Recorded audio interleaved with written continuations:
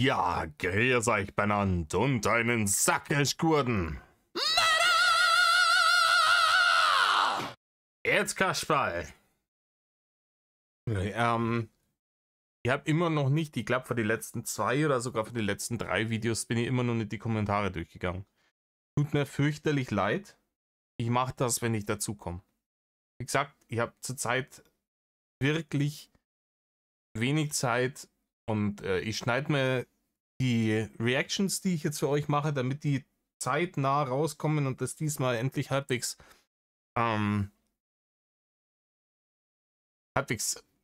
aktuell ist, nicht wieder altes, gut abgehangenes Matt, schneide ich mir gerade irgendwie schon mit Weg aus die Rippen raus. Also ich verspreche euch, ich gehe auf diese Kommentare dann noch ein, ihr werdet dann die Benachrichtigungen bekommen.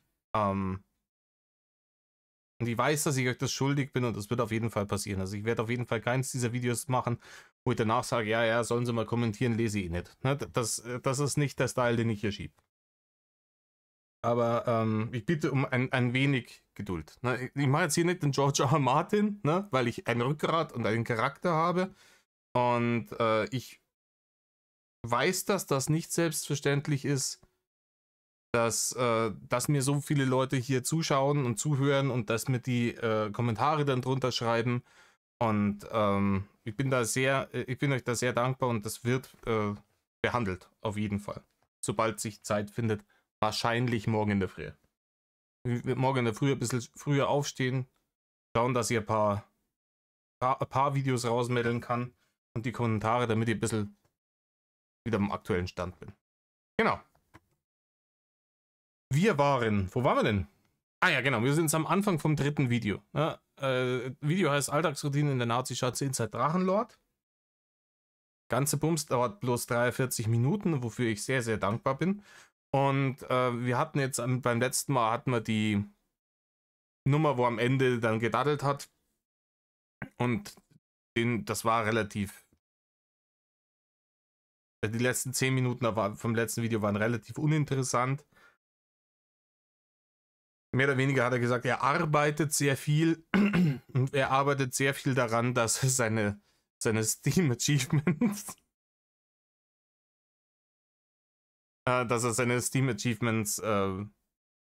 ausweiten kann. Ne? Er arbeitet viel an seinen Steam Achievements.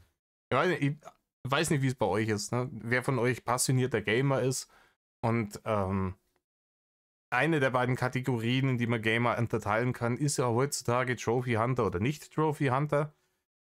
Ich bin grundlegend schon eher in der ersten Schiene, also, aber das ist halt mein Freizeitvergnügen. Ne?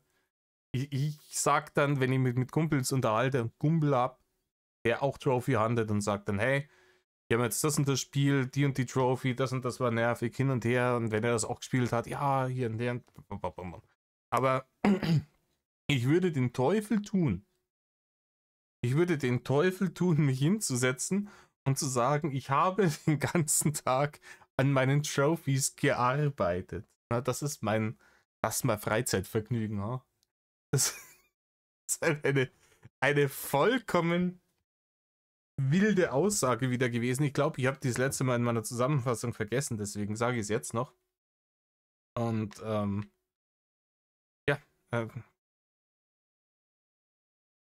Trophy Hunting ist harte Arbeit. Muss man gewusst haben.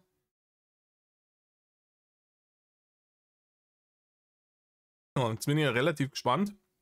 Wir haben ein neues Hintergrundbild. Ich finde es sehr schön, dass man jedes Mal ein neues Hintergrundbild hat, weil es nutzt sich ja ab. Ja? Schauen wir, hier, Rainer mit AI, ganz wichtig. Hier rechts unten. Ja, doch, ihr könnt rechts da unten in der. Richtig. Dann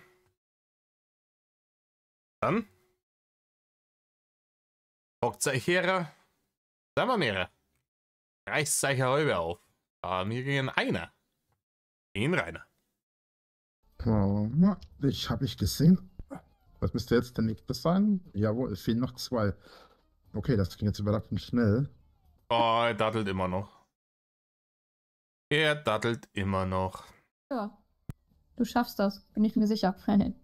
Ich hoffe nur, dass jetzt hier nicht irgendwo einer kommt, den ich übersehen kann. Und ich bin tot. Oh weil ich wieder zurückgekehrt war. Na, Rainer, weil du zu dumm warst. Rainer, du warst einfach wieder zu dumm. Weil du einfach unfähig bist. Ich meine, es wäre jetzt auch wieder super elitär zu sagen, dass man sagt, ja, komm, wenn man es nicht kann, soll man es bleiben lassen mit dem Daddeln. Wenn er da Spaß dran hat, schön und gut. Ne? Wenn er Spaß dran hat an der Zockerei, auch wenn er sich schwer tut, ist ja alles gut. Aber dann würde ich halt keine Karriere draus machen. Ne? Das ist was glaube ich, viele Maler da draußen nicht begriffen haben. Wenn ich mal so anschaue, was stellenweise alles als Kunst durchgeht. Man sagt, ja, Digga, wenn dir das gefällt und du hast da Spaß dran, ist schon fein so, aber dafür bezahlt keiner 10.000 Euro, jetzt verpiss dich. Ja? Sieht sowieso schmerzhaft aus mit den ganzen Dornen da. Ja, das ist wahr. Ja, die Dornen, die auf dem Kopf trägt, ja, unser Anti-Mobbing-Jesus. Maybe. Ich hoffe, ich habe jetzt keine übersehen. 2 fehlen noch. Oh, ich habe aktuell so voll das Tief beim Zocken. Irgendwie macht mir gerade so gar kein Spiel Spaß. Was ist das hier? Oh, au. Es fehlen immer noch 2. Was ist das hier? Jetzt hätte man zum Beispiel als Rainer interagieren können mit ihr. Ja, aber da ist halt der Empathie-Lord wieder. Das ist jetzt die Forza-Geschichte light. Weil es ist ja offensichtlich so, wenn du normalerweise an etwas sehr, sehr, sehr viel Spaß hast, was ein großes Hobby von dir ist, und auf einmal hast du keine Motivation und irgendwie nichts davon macht dir mehr Spaß. Ich habe das auch mit dem Zocken schon erlebt, ne? Dass ich gesagt habe, ich könnte jetzt daddeln, ich hätte jetzt Zeit so, aber ich krieg den Arsch nicht hoch, so irgendwie nichts spricht mir an und das ist eigentlich untypisch für mich. Dann ist es ein deutliches Zeichen, dass man vielleicht einmal mit irgendjemandem reden könnte, weil das sind so die Anfänge, wie man merkt, dass man vielleicht in eine Richtung von der Depression geht. Wenn Dinge, die einem früher sehr viel Freude gemacht haben, einem auf einmal keinen Spaß mehr bereiten, dann sollte man vorsichtig sein. Das sollte auf jeden Fall eine Red Flag sein, wo man sich denkt, okay, Moment, woran liegt es? Habe ich jetzt einfach gerade irgend so eine Phase, wo ich einfach ein bisschen lormsiedert bin und den ganzen Tag irgendwie bloß rumflacken will? Oder ist da ein bisschen mehr dahinter? Dann sollte ich mir vielleicht einmal mit einem Experten unterhalten, ob bei mir in der Rübe alles in Ordnung ist. Ne? Wichtig. Und da könnte man jetzt darauf eingehen und sagen, wieso ist alles in Ordnung bei dir? Hast du viel Stress in der Arbeit oder an der Uni oder Schule oder je nachdem? Geht es ja privat gut? Ist in der Familie alles in Ordnung oder sonst irgendwas? Das könnte man jetzt machen. Man könnte jetzt aber auch irgendwas davor stöpseln. Oh ja, habe ich jetzt hier einen gefunden oder habe ich jetzt da schon alle? Oder vielleicht, hoffentlich geht mir hier keiner durch die Lappen und vollkommen ignorieren. Dass die Frau dir gerade gesagt hat, ja, normalerweise hat sie schon Bock irgendwie, aber zurzeit macht dir irgendwie nichts Spaß. Ne? Der große Empathie-Lore, der ist sehr empathisch immer. Ist es, sollte ich jetzt zurückgehen? Okay, ich bin immer noch in Line. Erwischt. Wollt ihr mich verarschen? Und zack. Voll weggefetzt, Au. Boah, voll krass, Alter. Was wäre das jetzt? Jetzt gehe ich 100% nicht drauf. So war es zwar nicht gedacht, aber ja. Habe ich jetzt alle? Einer fehlt immer noch. Und ey, ich hab dich doch Sau. Raymond ist echt nicht ganz dicht halt, ne? Ne. Ja, los, verzapf dich. Und zacket. Noch eine. Das heißt verzupf dich. Verzapf dich heißt das nicht. Ich kann entweder was verzapfen, ne? Oder ich kann mich verzupfen. Eine Kiste mit. Ich kann mich auch verzapfen. Das ist, wenn ihr an der Zapfanlage den Druck falsch eingestellt habt und es kommt bloß Schaum raus. Münzen. Du frisst mich nicht. Was bist du da oben? Eine Eule. Muss ich dich töten? Nein. Und wir können feiern. Ich habe alle. sehr gut. Super. Party-Style. Yeah. Ja. Mach mal ein bisschen rubbeln. Also, die Karte rubbeln meine ich natürlich. Ah ja. Ja. Ja. Ja, hier, die Karte hier meinte ich. Ich habe nichts Unanständiges gedacht. Niemals, Rainer. Niemals. wie man nur drauf kommen könnte. Was? Ja. Nein, warum auch? Ja, habe ich auch nicht behauptet hier. Sind noch alle sauber hier. Sauber, was ist das? Ja, Rana, dass du das nicht wusst, was sauber ist, das hat man am Zustand der Schanze gesehen. Und an deinem Zustand. Wenn du dann wieder dasselbe T-Shirt da 3 Wochen am Stück gehabt hast.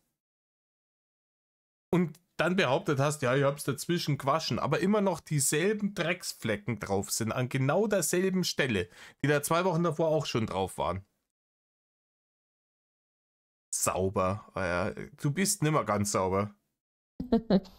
Was ich ein bisschen komisch finde, ist, dass die dann alle hier in der Dunkelheit vor ihrem Bildchen stehen. Ja. Geil sind ja auch die Songs eigentlich. Eigentlich muss ich die Musik sogar ein bisschen lauter drehen, weil die Musik ist hier teilweise wirklich gut gemacht. Und teilweise geht es auch ein bisschen um die Musik. Warte mal, da geht's doch noch hin. Ach so, klar. Ah, sieh mal. Die Königin. Bringt ja nichts. Oh shit, ich habe nicht aufgepasst. Also, Kreishand auf. Boah, ist das jetzt. Ich mache jetzt wieder Pause. Hier. Wiedergabegeschwindigkeit hoch. Im Moment ist es super nervig. Leute, diese ewige Dattlerei, warum hat man die nicht rausgeschnitten? Hier sind zwar Selbstgespräche beim Zocken. Ja, ich gehe es wieder auf doppelter Geschwindigkeit durch. Eine Sekunde. Ja, Leute, ich habe das jetzt übersprungen. Ich weiß nicht, warum man das drin gelassen hat. Ich weiß es nicht. Das hätte man easy rauslassen können. Das ist der Grund, warum ich niemals seine Gaming-Streams irgendwie kommentiert habe, weil das brunzlangweilig ist. Warum man das dann da drin gelassen hat, das waren die letzten 10 Minuten vom letzten Videoshow und jetzt hier nochmal die letzte Viertelstunde von dem. Die erste Viertelstunde von dem Video. Wo er einfach nur da hockt und sich dumm und deppert vor sich hin palabert und darauf wartet, dass er mir sagt, mal gut, hast du das gemacht, Rainer. Oh, hast du richtig zerfetzt, die Gegner. Oh, toll. Richtig gut, wie du das kannst. Brav. Kriegst du Sparda nur Überraschungsei oder sowas. Ich weiß nicht, warum er das drin gelassen hat, aber ich werde schon wieder, gehe schon wieder auf 188 zu. Wurscht. Hier heißt es jetzt Alltagsroutine. Ja, aber man muss hoffen, dass dass da jetzt auch wirklich Fleisch dran ist, Leute. Also, es ist ja wirklich, keine Ahnung, das erste Video, da hätte man eine Stunde wegschneiden können von den 3 Stunden und dann da 2 1-Stunde Videos draus machen können. Hier haben wir jetzt schon wieder über eine halbe Stunde oder knapp eine halbe Stunde mit dem vom Ende vom letzten Video und dem, was man auch hätte wegschneiden können, wo einfach nichts dran ist, aber gar nichts. Das ist doch noch zufällig. Aber ich tippe immer darauf, dass der da unten ist. Nee, 9 bis 12 heißt, dass ich meistens zwischen 12 und 1 schlafen gehe tatsächlich. Okay. Okay. Zwischen 12 und 1 geht er schlafen. Zwischen wann? 12 Uhr mittags und 1 Uhr nachts, oder? Ist hier noch irgendwas anderes? Keine Ahnung, wo man fragen darf, was machst du eigentlich dann den ganzen Tag? Also den Eintrag auf jeden Fall, also die Einträge und... Also meistens arbeite ich... Oder sowas? Ja, Jetzt geht schon wieder los. Meistens arbeite ich. Nein, Rainer. Rainer, du hast legit in deinem ganzen Leben nicht wirklich gearbeitet. Hast du nicht. Ne? Ich bezweifle sehr stark, dass das, was du da beim Plaster Jakob gemacht hast, auch wirklich irgendwie produktive Arbeit war. Glaube ich dir nicht. ich schreibe halt meine Bücher, ne? Also eigentlich den ganzen Tag am Schreiben. Ja, oder ich zocke, oder ich schaue Filme, Hörbücher. Ich mache verschiedene Sachen eigentlich. Ich muss früher mal aufräumen. Und ich, Du belügst Leute im Internet immer noch. Ne? Wie gesagt, so viel zum Thema, er hat sie irgendwie aus dem Internet gelöscht. Es ist vollkommen wurscht, ob er die Leute auf Digitogidi, auf Odyssey, auf YouTube, auf Kick, auf Twitch, auf Instagram, Facebook, Snapchat oder welcher Scheiß-Plattform auch immer. Aber er belügt halt immer noch im Internet die Leute. So und das Grundproblem und ist der Meinung, dass das irgendwie ein wertvoller Beitrag zur Gesellschaft ist. Und das ist das Grundproblem, das dem ganzen Scheiß immer noch zugrunde liegt. Und ich mache noch andere Dinge, wenn ich so einen Tag über Zeit habe. Ah ja. Ah ja. Was denn? Nicht? Nix. Nein, nicht den Weg runtergehen. Ich will gar nicht wissen, was er hier mit seinem Maulwurf schon wieder anstellt. Das hat man schon viel. Können wir bitte wieder irgendwas Lustiges haben? Redet doch mal über irgendwas Lustiges. So, keine Ahnung, ein Frosch oder sowas. Oder lasst ihn erzählen, wie er 5 Hater gleichzeitig krankenhausreif geschlagen hat. Oder was weiß ich. Ist es denn immer entweder diese vor sich hin Stammelei wegen währenden Datteln oder irgendwas Snusno-bezogenes? Wir haben nichts gesagt. Ja. Wo hast So, du das müsste jetzt, glaube ich, genau, das hier ist jetzt das Level. mit der geilen Musik? Ja, das ist jetzt das der Rhythmus-Song. Ach Mist, oder doch nicht? Das ist der Rhythmus-Song. Renner, der Rhythmus-Song ist das. Der eine Song, der Rhythmus hat. Ich kann das nimmer. Leute, ich kann das nimmer. Wann enttäusche ich mich gerade? Ist trotzdem ein gutes Lied auch. Mist, ich hätte nach links gemusst. Das wird knapp. Oh mein Gott, als ob du das noch geschafft hast. Ja, aber den erwische ich nicht mehr. Scheißdreck, nee. Ja. Alter. Allah! Au. Ja, den erwische ich auch nicht mehr.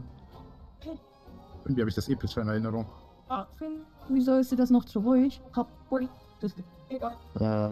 Für das, was ich in Erinnerung habe, ja. Vor allem, wie er Kleinling am Treten ist. Zick, zick. Und tschüss. Ey, wenn ich wenigstens wüsste, was er da zockt. Wenn ich wenigstens wüsste, was er da... Was ist jetzt, warum sind wir jetzt hier? Alltagsroutine. Wann geht's jetzt? Warum ist hier schon wieder Gedaddel und Selbstgespräche? Ist es jetzt schon das gewesen? Waren jetzt die ersten 1,5 Videos? War das der große Discord-League und jetzt ist nur noch Lückenfüller hinten dran? Oder was ist da jetzt los?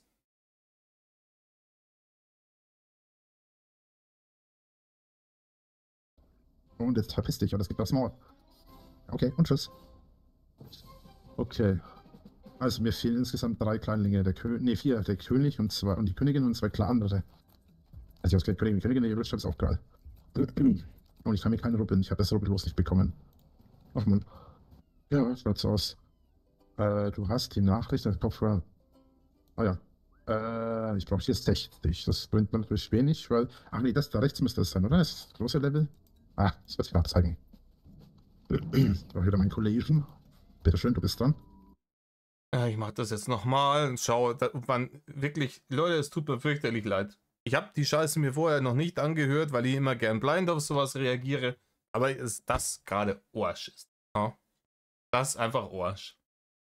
Ich schau mal, dass ich jetzt irgendwie was finde, wo ich was Produktives dazu leisten kann, vielleicht irgendeinen Kommentar tatsächlich abgeben kann, weil das, was da gerade passiert, ist einfach beyond langweilig. So Leute, ey, diesmal kommen wir richtig weit. Wir sind schon 26 Minuten 50 in dem Ding drin. Den zweiten Teil, das ist im Endeffekt alles. Bis die ersten 27 Minuten von dem ganzen Video sind Gedaddel, dummes Gelaber zum Gedaddel und ab und zu mal irgendwie eine sexuelle Belästigung reingeschmissen. Aber jetzt nichts Dramatisches, also nicht für seine Verhältnisse, also nichts, was wir nicht schon 20 Mal gehabt hätten. Ja? Also, weiß ich nicht, ob das Video unbedingt notwendig war. Jetzt schauen wir mal, jetzt geht's um Haare, vielleicht wird es wenigstens ein bisschen cringe. Auch ich fand's eigentlich ganz schön. Ich habe mir gerade ein graues Haar gezogen. Ich werde alt. Ich habe auf der Brust mittlerweile lauter graue Haare. Ja, die kommen. Ach, ich bin froh, dass es nicht so viele sind. Ab und zu findet man mal eins, aber das war's dann auch. Ich habe inzwischen ein paar weiße Haare im Bart. Was bei dir aus, Zoe? Auch schon graue Haare? Nee, ich glaube, da bin ich noch etwas, da habe ich noch etwas Zeit, sagen wir es mal so. Hey, mir 6 Mal rubbeln, das ist doch auch geil. Oh Gott. Ja, genau. Das habe ich euch jetzt auch erspart. Innerhalb dieser Zeit hier von Minute 14 bis Minute 26 hat er halt immer wieder in dem Spiel gibt es anscheinend irgendein Rubbel los, was er da hat. Und er hat immer wieder denselben Joke gebracht. Oh, habe ich keinen Rubbel losbekommen. Dann kann ich mal keinen rubbeln. Oh, jetzt habe ich endlich ein Rubbel los. Dann kann ich mir endlich einen rubbeln. Versteht er rubbeln? Alter.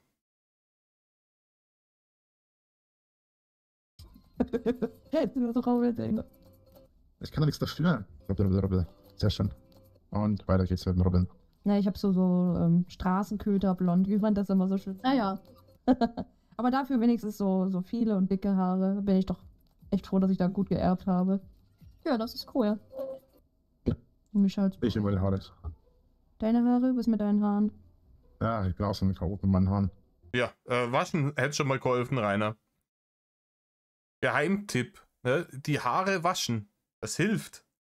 Ja, doch, ich habe mal Bilder gesehen. Du hast auch ziemlich kräftige Haare, ne? So richtig dicke. Fett wie sonst was. Dicker als meine Haare geht kaum. Ja, passen sie zu dir. Und wie bändigst du dann die Mähne? Tatsächlich eigentlich gar nicht. Oh. Mittlerweile lasse ich sie wieder wachsen. Wieder lang wachsen, oder wie? Ja. Und jetzt sind sie aber gerade in dieser beschissenen Prinz-Eisenherz-Phase. Das geht mir tierisch auf die Nerven. Also ist kurz am Ohr. Ganz ehrlich, der Mann sitzt in dieser Nazi-Schanze drin. Den ganzen Tag hat nichts Besseres zu tun, als zu daddeln, an seinen Blog und seinen Büchern zu schreiben, in großen Anführungsstrichen, und zu rubbeln, nicht zu vergessen. Und er kriegt es nicht geschissen, sich wenigstens die Haare zu waschen und sich eine Bürste zu organisieren, um sie dann auch zu kämmen. So, die Sachen, die zum absoluten Minimum der Körperpflege gehören. Ne, sich die Haare waschen, Klamotten vielleicht immer waschen, ne, duschen gehen generell, nicht bloß, wenn man kacken muss. Und nein, keine Zeit nicht da rein. Also, ist stark schwer am Arbeiten, da sitzt der Arbeitspulli einfach viel zu eng. Ne? Haare müssen nicht gewaschen werden, aber es ist nervig, dass sie jetzt hier auf der Prinz-Eisenherz-Länge sind. Oder was? Ja, also sie fallen mir in die Augen. Ich kann sie nicht nach hinten binden, aber ich kann sie auch nicht einfach fallen lassen, weil sie mir in die Augen Ja, ganz fürchterlich, Rainer. Ich habe früher auch lange Haare gehabt und man findet Wege. Ne? Entweder machst du halt irgendwie so ein Dutt, ist aber wurscht, wenn du nicht rausgehst, sieht die hier keiner. Oder keine Ahnung, musst du ein Haarreif oder was weiß ich. stechen. Oh Weil ich auch noch so unfassbar viele Locken habe. Ich habe nur so gewellte Haare. Aber diese Eisenherzfrisur, oh Gott, das soll nicht so aussehen. Das stelle ich mir gerade richtig witzig vor. Das ist jetzt Hausparty. Okay. Männlein oder Weiblein? Machen wir mal Männlein. Ich habe noch nie erst geguckt, glaube ich. So, Netflix, schon Netflix. Facebook vor allem. Wer benutzt bitte noch Facebook? Vorher geredet hast du mit dem... Genau. Ja. Ja, ich bin doch ein notgeiler Bastard. Warum auch immer der Runde like. Erstmal das Handy fallen lassen. Perfekt, Bildschirm aus. Das Wichtigste, was ihr in dem Spiel ganz als erstes machen müsst, ist die Musik wechseln. Okay. Es geht dann nach 100 Stunden irgendwas so auf die Eier, der Song. So, ja, und das meinte ich mit, das ist scheiße, weil es ist nicht auf Deutsch. Sprich mit Derek, das ist nicht auf Deutsch. So, und das erste, was wir jetzt machen, wir werden das mit der Musik wechseln. Das Problem ist, wir brauchen dafür den MP3-Player, der da hängt. Und diesen MP3-Player kriegen wir nur auf eine Weise. Warte mal, ich muss mal die Grafik überstellen. Sonst leckt mir das zu hart. Ist die Aussehen und... Nein, tatsächlich nicht. Ich glaube, das Spiel hat geschmiert. Ja. Ich wäre wirklich alt. Oh, nee. Ich brauche einfach einen Stuhl. Wisst ihr, ich kann ja einfach nicht so weiter sitzen. Aber gut. Und was soll ich dazu bitte sagen? Wo sitzt du denn drauf? Ich meinte eigentlich zum Thema Alter. Ach so. Ich sitze auch auf dem Stuhl. Ja, Rainer, du bist alt.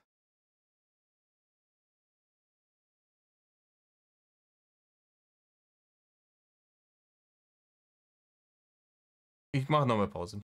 So, war tatsächlich, also das letzte Video, dieses Alltagsvideo, war komplett für die Tonne. Ja, deswegen, aber wir sind jetzt erst bei knapp 25 Minuten hier in der Nummer. Deswegen gehen wir jetzt erster Call, psychologische Kriegsführung etc. bla bla, wo sie tatsächlich Geschichten aus dem Paulanergarten, da kann es jetzt vielleicht wieder interessant werden. Das davor absolut nicht sehenswert.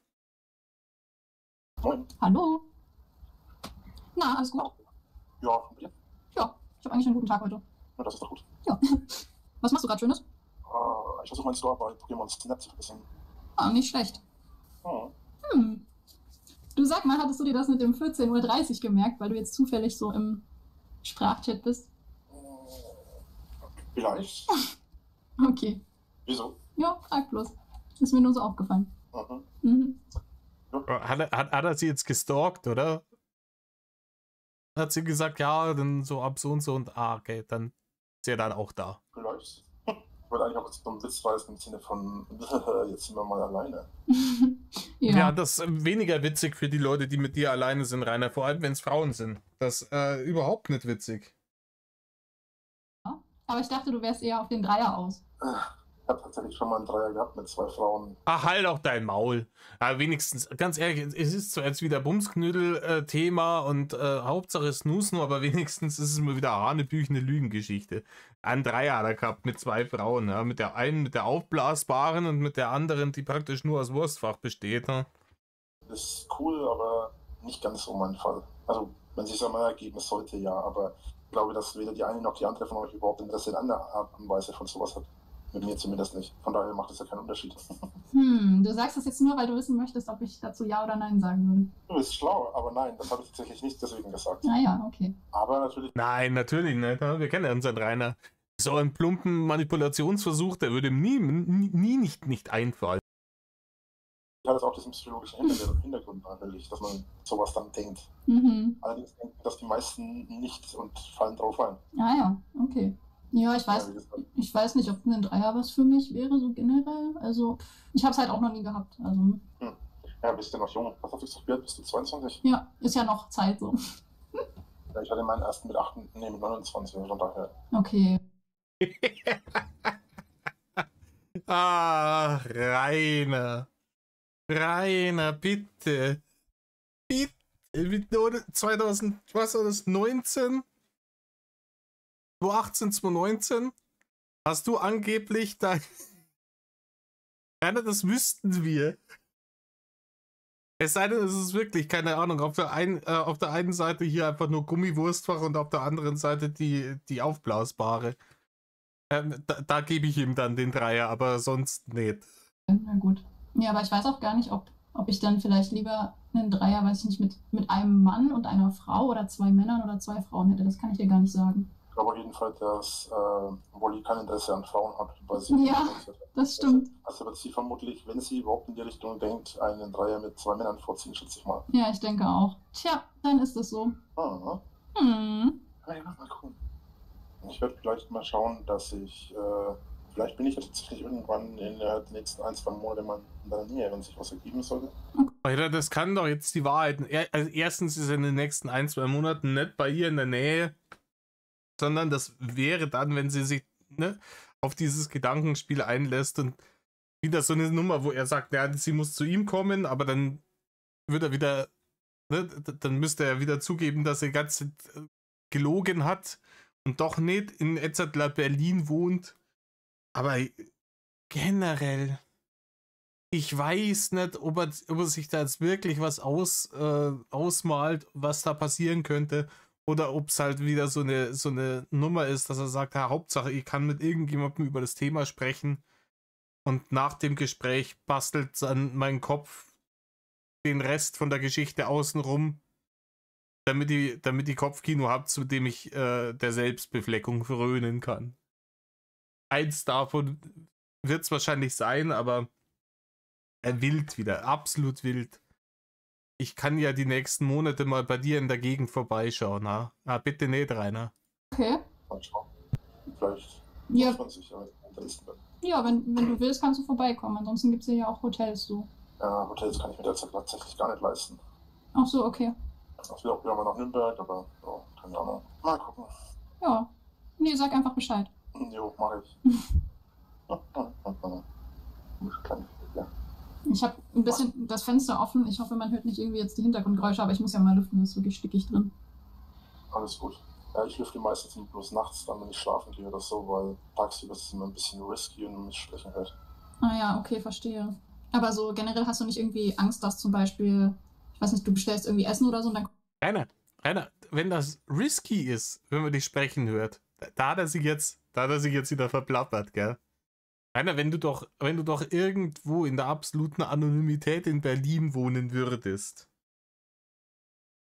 dann wäre das doch vollkommen wurscht, ob du dann tagsüber das Fenster offen hast und dich da jemand sprechen hört. Wäre vollkommen egal. Ja, die einzige Situation, in der es nicht egal wäre, dass man dich sprechen hört und deswegen tagsüber das Fenster zu hast, wäre, wenn du eben noch in Zobes bist, wo dich die Leute vermuten. Und wo die Leute auch schon vorbeigekommen sind. Ja, weil du dann befürchtest, dass irgendjemand unter diesem Fenster vorbeigeht, dich hört und schnell das Handy hinhält und sagt, hier im Übrigen, die Aufnahme, ich bin hier gerade in Zobis, ich höre ihn da drin gerade schwadronieren. Bitte sehr, ne? Am Arsch Berlin. Kommt jemand vorbei und erkennt dich und trägt das dann weiter oder lässt du das halt einfach und bestellst einfach kein Essen? Ja, ich bestelle eigentlich kein Essen. Also wenn ich ins Gym gehe, halt versuche ich immer so zu gehen, dass mich keiner sieht oder so. Das Ja, weil, also, oh, jetzt hat es aber wirklich richtig Geschichten aus Palanergarten. Also erstmal geht er ins Gym, weil, auf jeden Fall. Da geht er dann so, dass ihn die Leute nicht sehen. Hä? Was hast du? Unsichtbarkeitsumhang aus Harry Potter oder was? In XXXXL-Größe, in Zeltplanengröße. Wie möchtest du in irgendein öffentliches Gym gehen, ohne dass man dich sieht? Das hat bisher ganz gut funktioniert, weil es anscheinend bisher tatsächlich viele gar nicht gemerkt haben, Okay. wo ich wohne, im Anschein nach. Und auch teilweise haben die Leute noch gar nicht mitbekommen, dass ich in Berlin wohne, abgesehen davon, dass ich es halt immer sage. Ja. Ja. Aber ist das dann nicht irgendwie, also ich persönlich würde das dann nicht sagen, wenn ich in Berlin wohnen würde, weil dann... Ah, nee, liebes Bärchen, das ist ja gerade die Krux da dran. Ne? Der Rainer ist ein Fuchs. Der sagt das, weil er wieder 4D-Schach spielt, ne? Vielleicht finden wir 4 unterschiedliche Ds. Dom, Depp, Ding, finden wir noch eins? Dulli.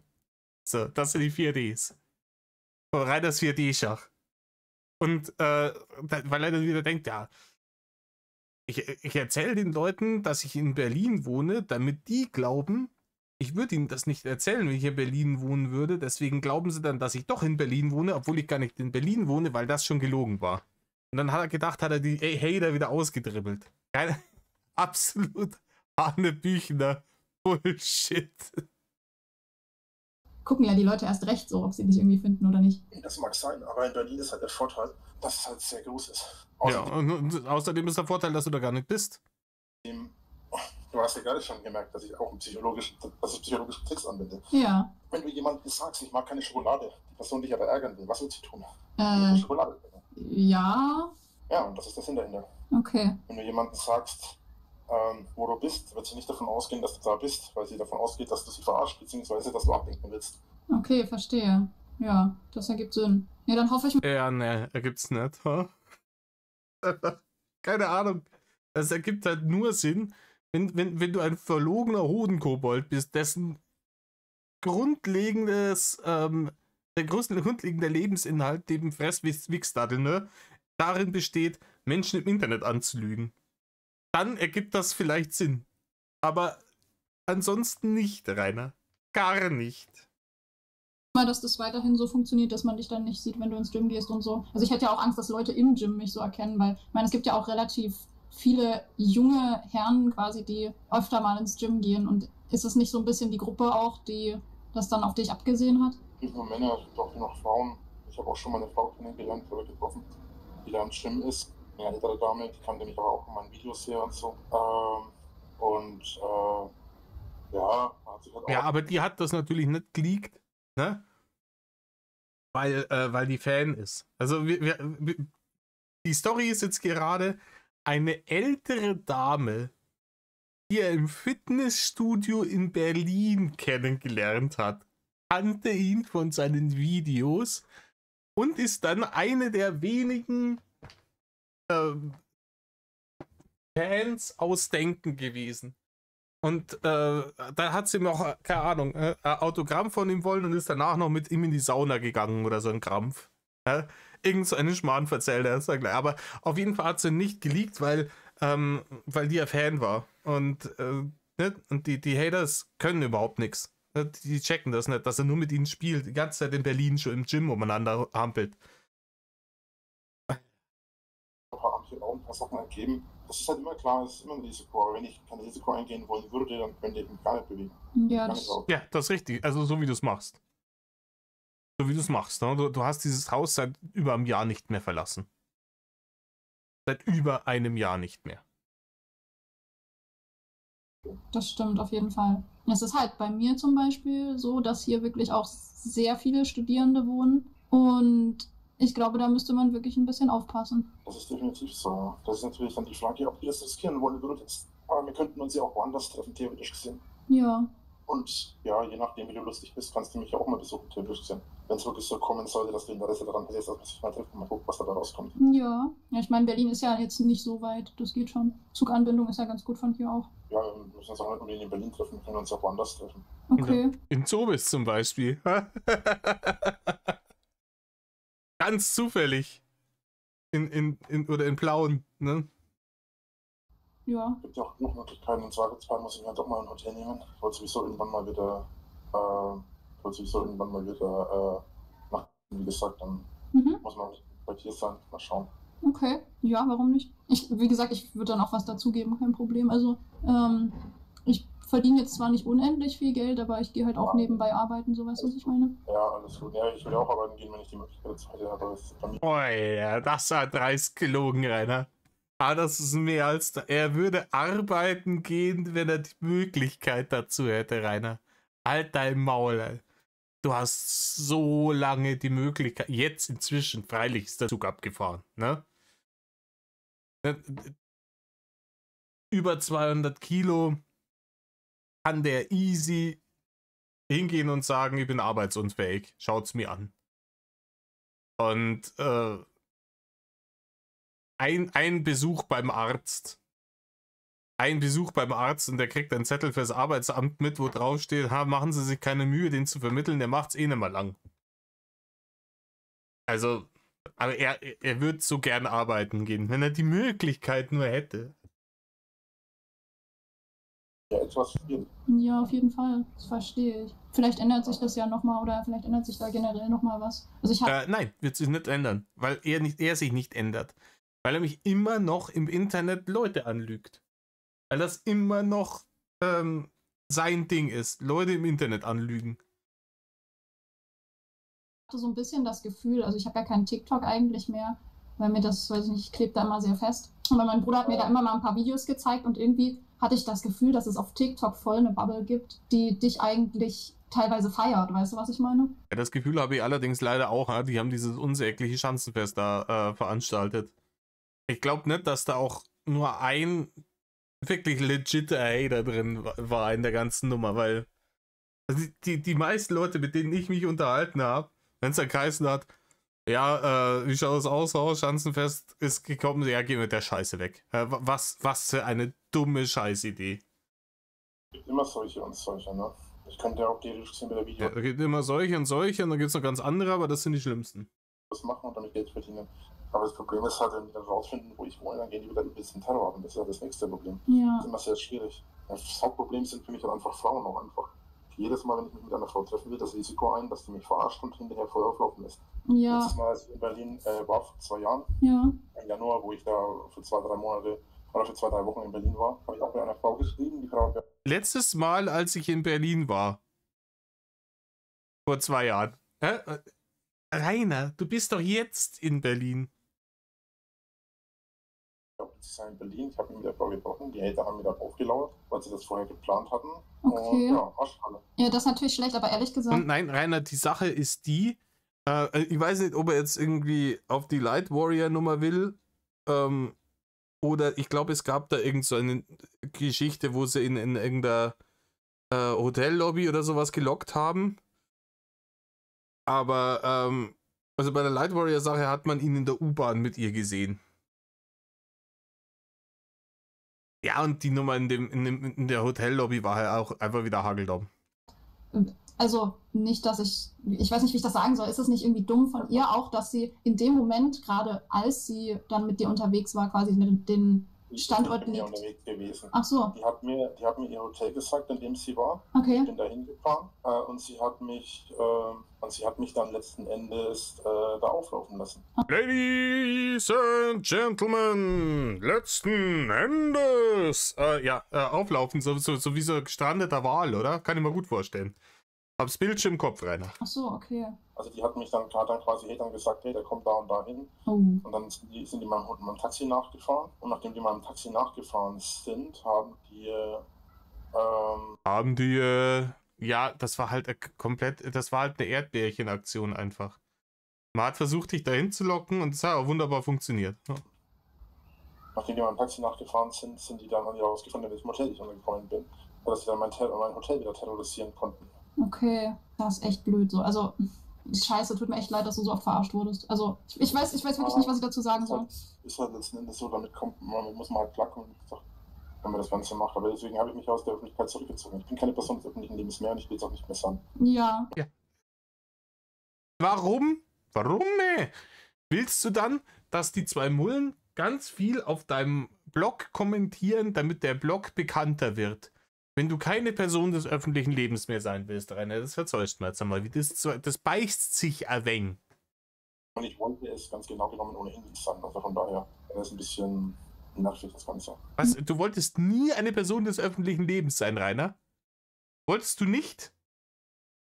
Da gibt es auch sehr, sehr viele Videos, die das Gegenteil beweisen. Sehr viele Videos. Gerade das Gegenteil beweisen. Dass du schon geplant hast, der große YouTube-Zamper zu werden und mit Barren überschüttet und Autogrammstunden und dergleichen und Fans und Groupies wollte er alles haben. Nee, der Rainer, der wollte nie bekannt werden. Jetzt kommt die Story, dass er die Videos ursprünglich bloß irgendwie für seine Kumpels und Arbeitskollegen gemacht hat. Ha? Ja, verstehe, aber warum willst du da jetzt quasi dann, also du bist ja jetzt wieder da, in Anführungsstrichen, wenn du deinen Blog schreibst, oder nicht? Also ich sehe das anders. Ja, Rainer, du siehst viele Sachen anders, aber die Sachen, wie du sie siehst, die sind halt auch nicht irgendwie mit der Realität in Einbarkeit zu bringen. Das haut nicht hin. Den Hater-Scheiß auch extrem eingegangen und ich habe halt jeden noch so kleinen Scheiß, den die mir vorgeworfen haben, kommentiert. Jetzt behaupten halt die ganze Zeit, dass ich pädophil bin, dass ich mich an Kindern vergehe, was ja alles nicht stimmt, aber ich gehe auf nichts davon ein und beantworte keine Kommentare, beantworte keine Fragen, mache eben nichts davon. Und damit könnten die halt auch nicht wirklich viel anfangen, dann, weil ich halt letzten Endes auch nichts eingehe. Ja, okay, das stimmt. Ja, aber die ganze Scheiße, die du in diesen Blog reingeschrieben hast, die langt doch auch. Du musst ja dann nicht einmal darauf eingehen. Ganz ehrlich, wer fragt dich denn, ob du PDF-File bist? Wenn ich mir deinen Blog angeschaut habe mit dem Bestiarium, mit den Engelchen und dem ganzen Scheißdreck, da stellt sich für mich die Frage gar nicht. Muss ich nicht fragen. Das stimmt auf jeden Fall. Ich meine, ich glaube, du nimmst denen ja sowieso auch so ein bisschen den Wind aus den Segeln, wenn du generell, also du hast ja die Kontrolle drüber, wer kommentiert bei dir auf dem Blog. Oder in dem Discord das ist das nicht, klar. Ja. Das mache ich natürlich auch und dadurch kontrolliere ich natürlich auch, was Sache ist. Das ist auch einer der Gründe, was ich meinte mit, ich bin nicht wieder da und das bin ich. Doch, Rainer, du bist offensichtlich wieder. Rainer, wärst du nicht wieder da, in Anführungsstrichen, würde ich jetzt nicht hier sitzen und diesen Discord-League besprechen. Das ist so. Ja, und jetzt kommt mal Corner mit, von wegen, ja, irgendwie muss er ja auch irgendwie menschliche Kontakte pflegen, etc. bla bla. Wenn der sich komplett aus dem Internet zurückgezogen hätte, der könnte menschliche Kontakte auch dann irgendwie auf ein Dorffest gehen oder sowas. Vielleicht wäre es dann nochmal sinnvoller umzuziehen. Aber so die Grundidee, irgendwo nach Hinterpfuhlteufel ins absolute Hinterland zu ziehen, wo größtenteils eure Leute sind, die Art und Weise der Kultur, die da gepflegt wird, kennt er ja von daheim. Das war in Schauerberg auch nicht anders. Da gab es ja auch größtenteils eure Leute draußen, idyllisch, ruhig, ne? Mit ein paar Vereine und dergleichen. Und er könnte das machen, überall in Deutschland gibt es so kleine Ortschaften, die ein bisschen ab vom Schuss sind. Und sich dann da irgendwo einmieten, so jetzt wie bei Uwe. Amt regelt die Miete. Und dann versucht man halt sich, keine Ahnung, wenn er so viel Zeit hat, in irgendwelche Vereine zu engagieren.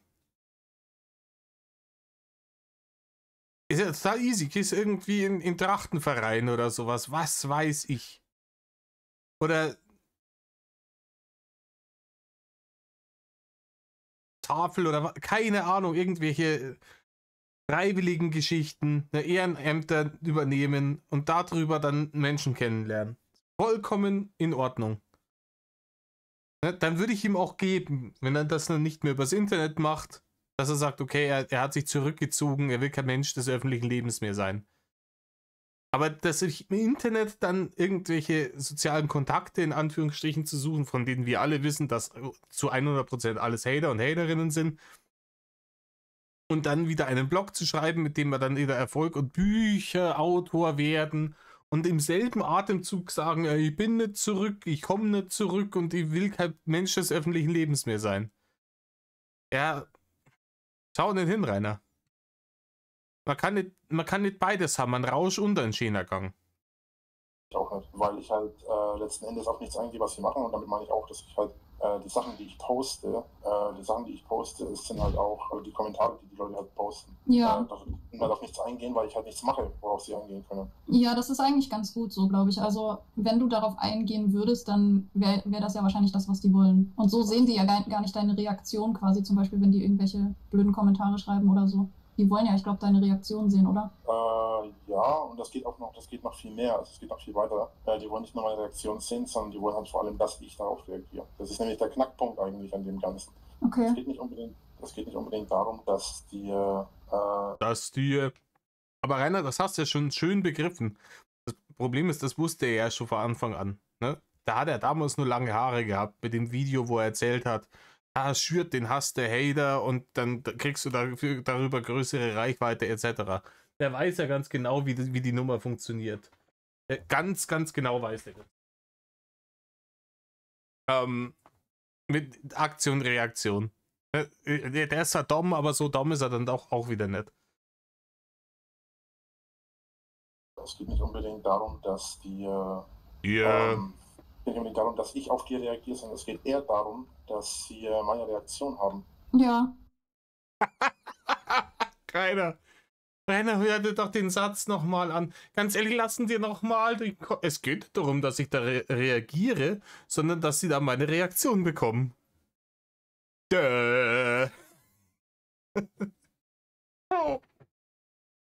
Oh, es geht doch gar nicht darum, dass ich Geld dafür bekomme. Bezahlt werden will ich halt.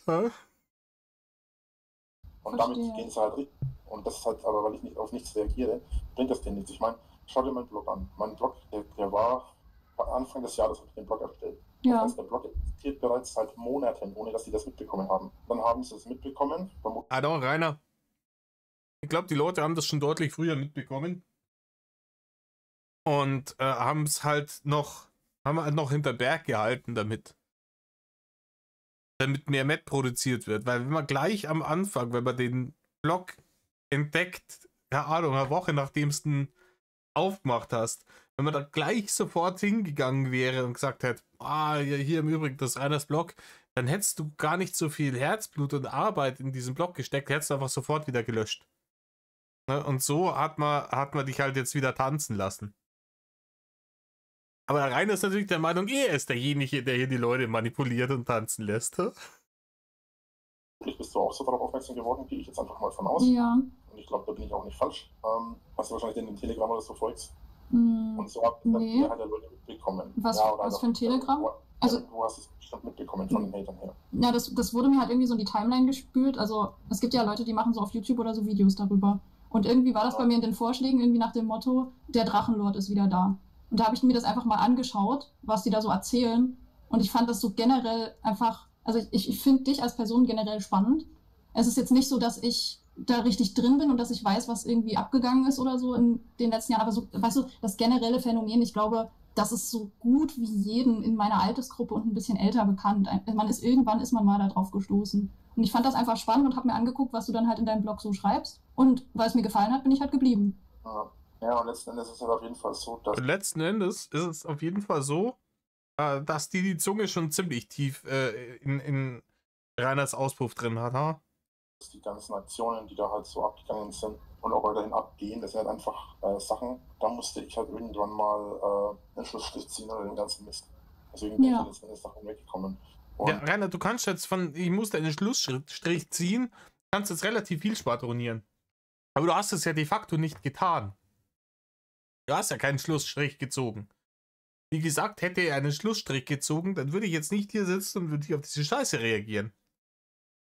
das Problem ist auch immer, die Hater glauben immer, dass sie so die Übermächtigen sind. Sie sind die das Sagen haben, sie können alles kontrollieren. Nein, Rainer, weil wir nicht so behindert sind wie du. Es ist nicht mein Lebensinhalt, dich kontrollieren zu wollen. Und auch von keinem anderen Hater.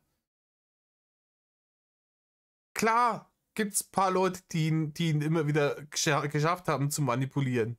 Hier ist ja auch das beste Beispiel. Die zwei bringen ihn ja permanent auch dazu, irgendwelchen Stuss zu schwallen. Womit er sich dann wieder zum Obst machen kann im ganzen Internet. Aber er glaubt da wirklich, dass er steht alleine gegen Tausende und die Tausende haben keinen anderen Lebensinhalt, als dass sie sich den ganzen Tag überlegen, boah, wie können wir jetzt den Rainer ärgern? Wie kriegen wir ihn jetzt dazu, dass er wieder Scheiße baut? Wie kriegen wir ihn jetzt dazu, dass er Engelchen und wie heißen sie, irgendwie Schlangenschnecken und so ein Bullshit ins Internet knödelt? Da kommt doch keiner von uns drauf. Den ganzen Scheiß machst du doch ganz alleine. Er meint wirklich, er ist hier in so einem Mindgame wie in irgendeinem Film. Dabei ist er einfach nur der dumme Tanzbär, der schon wieder zu tanzen angefangen hat. Obwohl er gesagt hat, ich tanze nicht mehr. Permanent aber wieder am Tanzen ist. Das ist völliger Bullshit. Die konnten mich noch nie kontrollieren. Das werden sie auch nie können. Und zwar einfach aufgrund der Tatsache, dass ich... Rainer, du bist jetzt wieder irgendwie drauf und dran, den Schritt wieder in die große Öffentlichkeit zu gehen, irgendwie Tiki-Togiti. Ich habe gehört, da sind schon wieder irgendwelche Bewegungen auf deinem TikTok-Account. Und mit der Nummer sowieso auch. Und das bist du, weil Leute gesagt haben, oh, schau mal, der kriegt ja jetzt positive Aufmerksamkeit im Internet auf Tiki-Tok wegen hier diesem Schanzenfest. Und natürlich gibt es ein paar Leute, aber die manipulieren dich halt nebenbei. Ich bin, den die Leute verfolgen, nicht sie. Sie werden nur verfolgt, weil die Leute mich ankacken wollen, weil viele Leute mich ankacken wollen und aufgrund dessen da viele draufkommen. Und auch viele, die mich nicht ankacken wollen, kriegen das wieder schon dann das, weil es einfach nicht ein oder zwei davon gibt, sondern halt Tausende. Und ohne mich hatten die halt jetzt lange Zeit gar keine Möglichkeit, irgendwas zu machen. Und der Hate hat sich auch über die Zeit, also über dieses Jahr, in dem ich jetzt weg war, auch total verändert. Ja, der Hate wird weniger. Kennen wir. Rainer, das ist schon ganz lang auf der Best-of-Platte. Das ist jedes Jahr wieder auf der Bravo Hits Drachenlord. Das ist jedes Jahr wieder drauf, der Hate wird weniger. Und der Hate ist einfach noch nicht weniger geworden. Man merkt es, genauso wie du nie weg warst, war der Hate auch immer noch da. Man merkt es alleine daran, wie viel Content jetzt auf YouTube wieder hochgeschwemmt wird, seitdem es diese Leaks gibt. Gott und die Welt macht wieder Reactions auf die Nummer. Der Hate ist niemals weniger geworden. Die Leute haben sich einfach mit was anderem beschäftigt, weil es ja langweilig war. In der Sekunde, in der du wieder aufschlägst, bum, ist alles genau wieder so wie vorher. Das kann ich mir gut vorstellen. Ich meine, wenn die Leute nicht dann weiterhin irgendwie quasi Futter kriegen für ihre Obsession, die da haben und ihren Hate, den die nach außen tragen, dann die gehen ja dann zu was anderem über oder zu jemand anderem, weißt du? Genau. Und nicht nur das, sondern es sind halt auch viele einfach gar nicht interessiert daran. Viele wollten halt sehen, was die Leute mit mir anstellen, wie weit sie gehen können und so. Und viele von denen haben bei der Flyer-Sicht oder generell im Allgemeinen gar kein Interesse daran. Und mich konnten die damit, halt nicht wirklich, an mir konnten die halt dann nicht wirklich weitermachen. Weil als ich dann nicht mehr weitergemacht habe, haben sie halt saßen sie alle auf dem Trockenen. Damit haben sie keine Kohle mehr gemacht zum Teil. Haben dann aufgehört damit auseinanderzusetzen, nachdem ich immer länger nicht da war. Ja. Haben sie immer öfter gemerkt, dass die halt eigentlich über keine Macht und keine Kontrolle haben. Zumal. Wie gesagt, hier das mit der Macht und der Kontrolle, das sind immer das sind immer die Worte, die kommen aus Rainers Kopf. Ne? Ich habe noch keinen einzigen Hater gehört, der gesagt hätte, ich habe Macht und Kontrolle über Rainer. Noch keinen. Nicht einmal die ihn wirklich erfolgreich Hetzertler manipuliert haben. Irgendeine Scheiße zu bauen. Nicht mal die. Dieses Macht und Kontrolle über andere Menschen ausüben, das ist so ein reiner Ding. Und da schließt er wieder von sich auf andere und denkt, ja, wenn ich da Bock drauf habe, dann ticken alle anderen Leute auch so. Denen sind der wichtigste Punkt einer sozialen Interaktion ist für die auch Macht und Kontrolle ausüben. Es immer ein Gegeneinander ist. Zu der Zeit, als die ersten Hater-Aktionen aufgetaucht sind, als ich aufgehört habe, ich hatte ja erst die Situation, hab doch gestern euch erzählt, eine der letzten 4 Frauen, mit denen ich was hatte, das war in einem Hotel, da habe ich die gefingert und die wollte mich nicht ranlassen. So. Ansonsten hat sie aber ihren Spaß daran gehabt, dass sie auch ihren Orgasmus und alles hatte, aber ich war halt auf dem Trockenen. Ja, genau, Rainer. Ganz genau, so ist passiert. Aus dem Arsch gezogen, die Story, aber weiter. Ja. Dann ging das Ganze ja damit weiter. Kurz darauf habe ich dann aufgehört. Und dann kam die Situation dazu, dass ich mich mit einer Frau getroffen habe, die hatte kurz zuvor ein Baby bekommen, war allerdings nicht mit jemandem zusammen. Und dann hat es sich halt... Ja, ich weiß nicht, ob man die wirklich schon als Frau bezeichnen können. Ha? Die war schon sehr jung. Was war die? 18? Ne? 18 und mit einer Einschränkung im Endeffekt, ne? Wenn das stimmt, dass die Autismus hat, dann ne, 18 und mit einer Einschränkung. Dass dann da Rainer gekommen ist und gedacht hat, Oida, vielleicht kriege ich die manipuliert, ha? Die kennt sie mit nichts aus und hat noch eine Einschränkung. Vielleicht ist jetzt der Tag gekommen, wo er wieder in Jungferung gewittert hat. Und die hat auch gesagt, er soll es nicht anlangen, ha? Getroffen und wir hatten halt ein bisschen, haben eigentlich gedacht, also ich habe damals eigentlich gedacht, dass wir eine Beziehung führen, weil das hat sie mir so vorgegeben. Okay. Und das lief dann letzten Endes darauf hinaus, dass sie hier war und die ganze Zeit Fotos davon gemacht hat, ohne dass ich das mitbekommen habe. Und dann am Ende, als sie weg war, wir hatten ja nur ein bisschen rumgeknutscht, danach ist sie dann hergegangen und hat das alles in die Öffentlichkeit getragen und hat dann auch noch im Internet rum erzählt, ich hätte mir angeblich neben ihr einen runtergeholt und ähnliche Geschichten und so weiter und so fort. Ja, Rainer, ich habe da halt Tonaufnahmen gehört. Und die ganze Geschichte hat sich für mich schon relativ glaubwürdig angehört. Im Gegensatz zu irgendwas, was du in den letzten 15 Jahren irgendwie in der Öffentlichkeit geäußert hast, hat sich das tatsächlich so angehört, als könnte man das so glauben. Ne? Wie gesagt, 100%ig wissen wir dies nicht, weil ich war Gott sei Dank nicht dabei. Aber vor allem deckt es sich ja auch mit diesen Indigo-Bärchen-Nummern, ne? Also was die Mary da verzapft hat, deckt sich ja genauso mit den Indigo-Bärchen-Aussagen, die ja vom Zeitpunkt her ähnlich waren, ne? Das lag ja nah beieinander. Aber ne, das ist natürlich nie, das ist alles nur Hate und Mobbing, ne? Alles nur Hate und Mobbing. Na super. Und das hat dann halt auch im Internet bloß rum erzählt, ne? Und ich hätte ihr ständig dabei zugeschaut, wie sie ihr Kind stillt und hätte ihr ständig auf die Brüste geschaut. Natürlich völliger Bullshit. Ja. Oh, Rainer, dieses natürlich völliger Bullshit in genau diesem Ton, in genau dieser Tonlage habe ich von dir schon so oft gehört. Schon so oft. Und es sind immer Dinge gewesen, wo du nachweislich gelogen hast. Immer. Ausnahmslos. Natürlich völliger Bullshit. Völliger Bullshit. Genau, ich kann seinen Dulli-Ton gar nicht so exakt nachmachen, aber genau die Tonlage. Ne, wenn man dich darauf angesprochen hat, ne, über deine, was nicht eine nice Sache ist, Aussage. Völliger Bullshit. Ne? Hat alles nie gemacht, hat alles nie gesagt, bla bla bla bla. Einige Sachen, die sie, also ich habe da schon hingeschaut, aber nur nachdem sie mich da mehr oder weniger aufgefordert hat dazu. Der Witz daran ist, dass die mich mit ihren Brüsten, der ihr Kind gesäugt, und die hat mich mit ihr dann nicht abgeschossen. Was? Halt an der Maul! Halt. Also, okay. Die Situation ist folgende. Die kommt mit ihrem Kind. Das Kind soll gestillt werden und dann packt sie die Möpse aus und sagt, hey Rainer, schau mir bitte auf die Möpse, während ich mein Kind stille, und dann hat sie ihn mit Milch abgeschossen. Rainer, du verwechselst gerade den Besuch von dieser Frau mit ihrem Kind bei dir mit irgendeinem Schmuddelfilmchen, das du dir vor kurzem reingezogen hast, oder mit irgendeiner von deinen kranken Geschichten, die du ins Internet gepimmelt hast.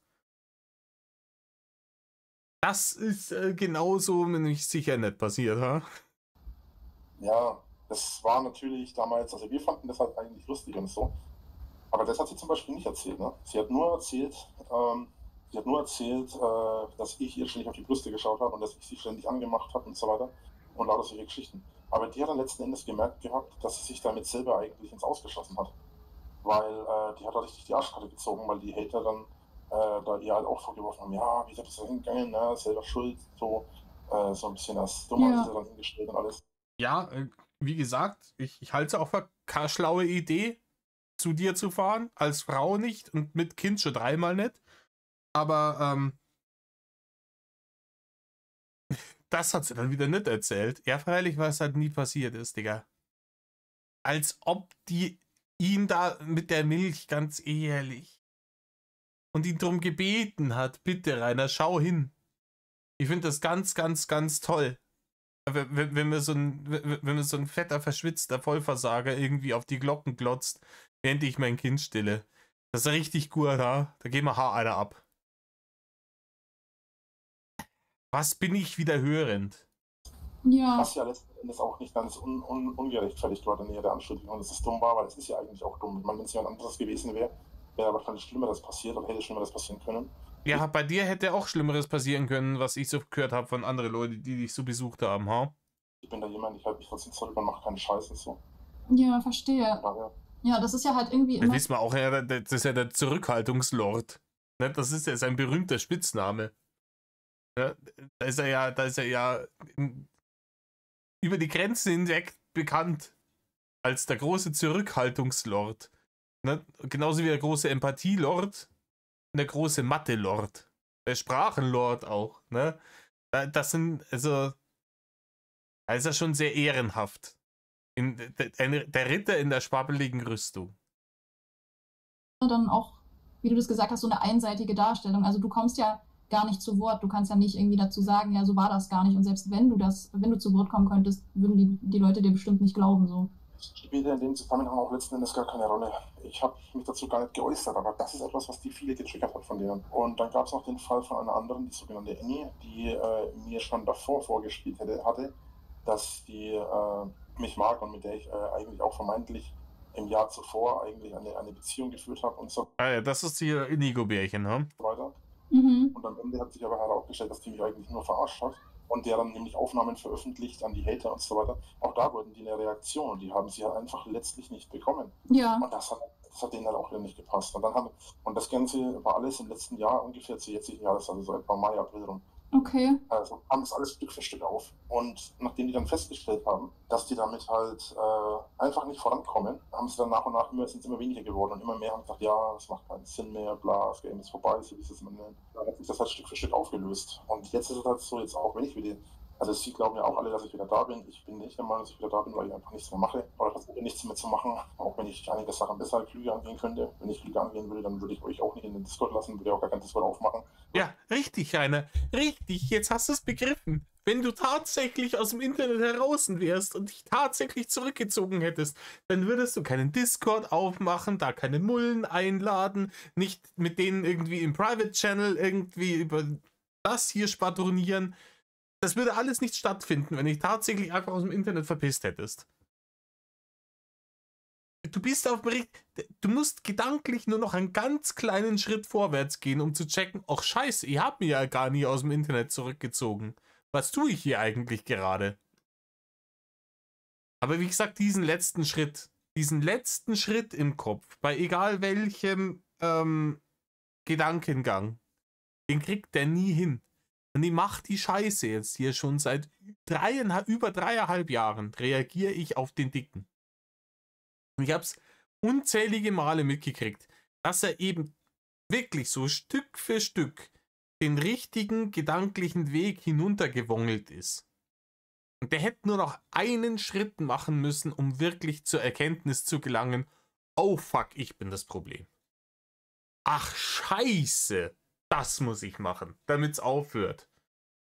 Und jedes Mal, wenn man sich denkt, jetzt hat er den Schritt, jetzt macht er ihn, jetzt hat er es gleich begriffen, dann kommt kriegt er vielleicht so einen Mini-Schlaganfall, dann schaltet sich bei ihm oben im Kopf irgendein Schalter um und dann puff, ist er wieder weg, als wäre er niemals diesen Weg runtergegangen. Das Gehirn blendet das dann komplett aus und dann geht es wieder um irgendwelche Snooze-Geschichten. Den Blog auch direkt schließen und neu aufmachen und so weiter, dass ihn keiner mehr findet, aber ich will ja in erster Linie, dass die Leute finden, aber halt nicht, dass die Hater finden. Ja, das ist schwierig auf jeden Fall. Ja, das ist schwierig, hätte ich mal gesagt. Ehrlich gesagt, wir sind jetzt hier auch an einem prima Punkt, weil da geht es schon wieder mit seinen Vorlieben weiter und wir haben jetzt auch schon wieder knapp über eine Stunde. Ja, Geschichten ausdenken mit Mary, genau, da waren wir. Es ist, ja, ich will ja, dass die Leute den Blog finden, aber ich will nicht, dass die Hater ihn finden. Das ist halt vollkommen utopisch, vollkommen irre. Was glaubst du, was das jetzt hier ist? Ist das hier so ein dieser Zauber von Harry Potter, wo die Leute das nicht sehen können, wenn sie es nicht wissen? Oder? Wo du so einen Secret Keeper brauchst. So. Nur die Eingeweihten können das dann sehen. Und die Hater dürfen das dann alles nicht wissen. Und die können dann im Internet auch einfach nicht registrieren, dass da liebe Rainer wieder seinen Blog rausgeknödelt hat. Natürlich finden die Hater deinen Blog. Die Hater sind die einzigen, die deinen Blog finden. Weil sie danach suchen. Und weil jeder normale Mensch mitnichten auf deinen Blog kommen würde. Warum auch? Er denkt immer noch, er hat da jede Menge Gleichgesinnte da draußen und die Hater machen ihm das alles kaputt. Die vergraulen die Leute. Ja, wenn es die Hater nicht gäbe, würden die ganzen Leute auf seinen Blog kommen, aber die haben alle Angst vor die Haters. Deswegen kommen die nicht auf seinen Blog. Er muss nur einen Weg finden, wie er schafft, dass die Hater von dem Blog nichts mitkriegen, solange bis er groß genug ist, dass er so ein starkes Gefolge hat, dass ihn dann automatisch beschützt vor den Hatern. Ne? Also, das ist der Plan. Das ist vollkommen utopischer Schwachsinn einmal wieder. Na gut. Leute, das war jetzt am Anfang ein bisschen zäh. Weil, wie gesagt, das Video davor war Grütze, da war überhaupt nichts drin. Aber das hier finde ich jetzt schon wieder sehr interessant alles. Ne? Das finde ich jetzt schon wieder sehr interessant. Manchmal in Berlin, ins Gym, eine alte Lady, hanebüchene Geschichten aus dem Palanergarten. In diesem Sinne, Leute, tut nicht, was Rainer tut und mehr Love.